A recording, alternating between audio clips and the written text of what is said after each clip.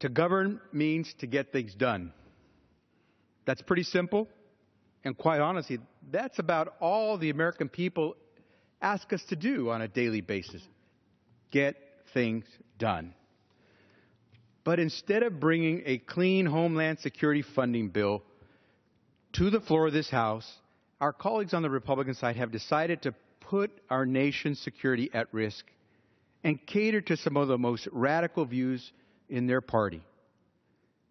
It is stunning that only a week after the tragic terrorist attacks in Paris, we are standing here on the floor of the House of Representatives talking about attempts to make it more difficult for the Department of Homeland Security in the United States of America to defend our nation. A good bill, and we've heard this, Republicans and Democrats alike say that the underlying bill to fund the Department of Homeland Security is a good one. It's just all the poison pill amendments that have been forced into this bill. So a good bill to fund our government's Homeland Security and all of its obligations will come before us and become a victim of what has become known as shut-down partisan politics. What's at stake?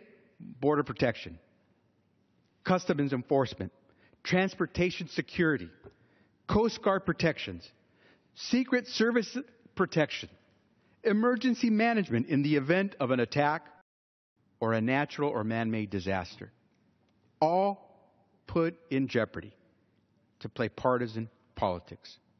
If the American people are going to believe that Congress is anything more than a graveyard for good ideas, then we need to get to work and not let a tiny minority of radical voices block progress.